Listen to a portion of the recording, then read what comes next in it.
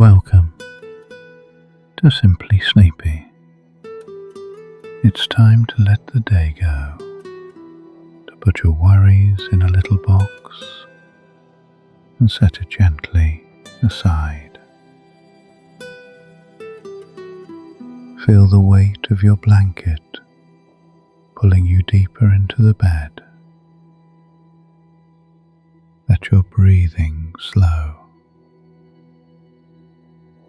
And imagine a calm mountain breeze brushing across your face. Tonight, I'll tell you a story about a farmer high in the mountains and how he learned the difference between plenty and enough. So close your eyes and let's begin. High in the misty, wind-carved peaks of the Bellthorn Mountains, where clouds drifted so low they brushed against the chimney tops, there lived a dairy farmer named Orin. His little homestead was tucked into a fold of the hillside with a view that stretched for miles. Green valleys, tumbling streams, and forests so deep they seemed endless. Orin's herd of chestnut-coloured cows grazed on the sweetest, most fragrant grass in the valley. The meadow was fed by spring water so clear it caught the sunlight like liquid crystal, and the air always carried the scent of wild mint and alpine flowers. Each cow had a name: Marla, birch, clover, juniper, and Orin knew them all as if they were old friends. They wandered freely across the slopes, tails swishing lazily, their bells chiming in gentle, uneven music.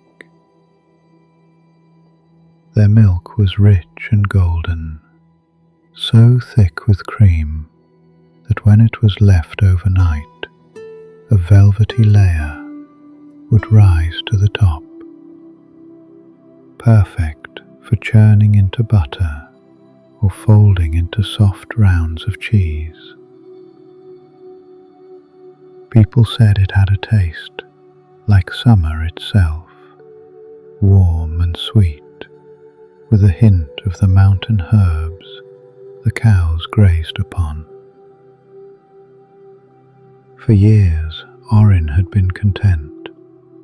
He sold just enough milk and cheese to buy what he needed: a few tools, salt for preserving, oats for the winter months.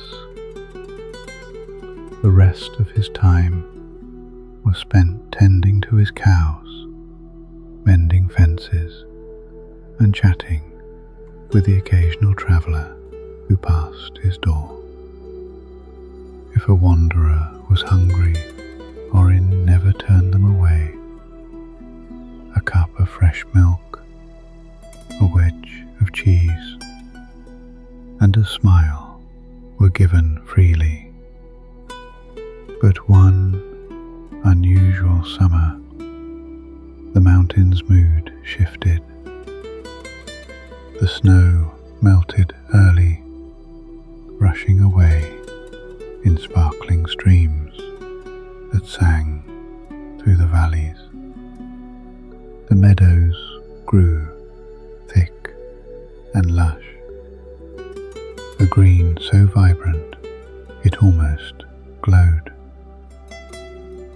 Clover bloomed in abundance, heavy-headed and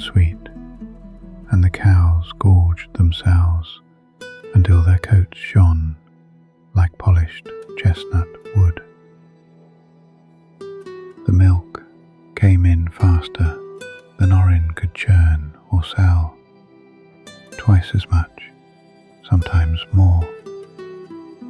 Each morning his wooden pails overflowed before the sun had fully climbed over the ridge, and when he went to market, the bustling town seemed to buzz louder than usual. Shouts of merchants, clinking coins, the smell of hot bread baking in stone ovens.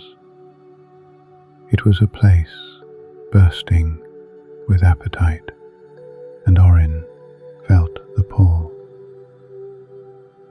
One evening he lingered in a marketplace after selling his goods, counting the coins in his hand. It was more than usual, but he realized he could be earning far more.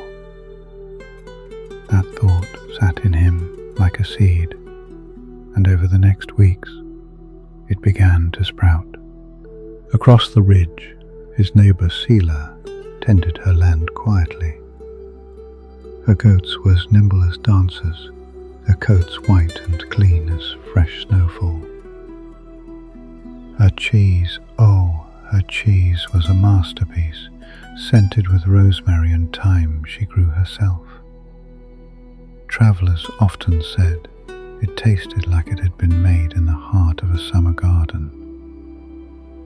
Sela could have sold twice as much as she did, but she lived simply, selling just enough to keep her cottage in good repair, and she spent the rest of her time mending mountain paths, helping injured animals, or visiting the elderly in nearby hamlets. One morning, Orin crossed the ridge and found her in her dairy, the air rich with a scent of warm milk and herbs. "You could be making triple what you do," Orin told her, leaning against the doorway. "You've got land, skill, and the best goats I've ever seen, and you're wasting it all on kindness." Sela didn't pause in her work. She pressed the curds into a mould, tied it with twine, and placed it on a wooden shelf to cure. Then she looked at him with eyes that seemed to see far beyond the moment.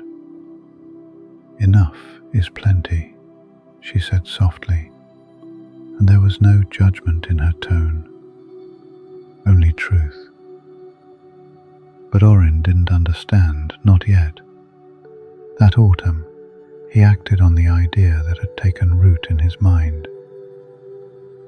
He doubled his herd, buying cows from 2 valleys over. He fenced off the lower meadows so none of the grazing would be wasted. He hired a pair of young men from the village to help load and guide the milk carts down the mountain. Soon, the clatter of wagon wheels and the lowing of cows filled the air every morning. The coins poured in, glinting in his strong box, a sound as satisfying as the clink of milk pails. But almost immediately the mountain began to whisper its warning. The grass grew thin and patchy where the cows crowded together. The once rich meadows looked tired before the first frost. The cows grew restless, their coats losing their sheen. And the milk, though still plentiful, no longer carried that deep, sweet taste of the mountain's blessing. One cold evening, a storm rolled in fast. The wind howled, snow swept in sideways, and Orin's biggest barn, overfilled with cows, collapsed under the weight of ice. He rushed out into the blizzard, but the snow was blinding, the drifts already high.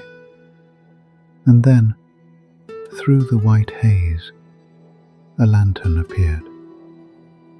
It was Sela. Without a word, she led him along a narrow ridge to her own shelter.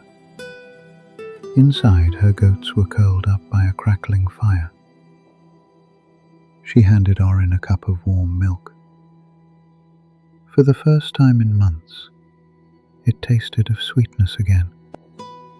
As the storm roared outside, Sela said gently, "Your cows don't need more land. They need you to care for them like you used to. We both live by the mountain's gift. Take too much and it takes back." When spring came, Orin sold half his herd, replanted the meadows, and began giving milk freely to those who needed it most. His milk grew rich again, and though he made less coin, he felt wealthier than ever before. And on warm summer evenings, you could find Orin and Sela sitting side by side, sharing bread, cheese, and stories, watching the light fade over the mountains, content in the knowledge that enough was indeed plenty. And now, as the story's mountain breeze drifts away, let's let that same calm fill your body. Feel your head resting heavily on the pillow, your jaw loosening, your shoulders dropping into the mattress. Breathe in deeply and let your chest fall softly as you breathe out. Let the warmth of your blankets wrap around you. Feel it sink into your arms, down to your fingertips, through your back, down your legs, and into the tips of your toes. You are safe, you are warm, and you have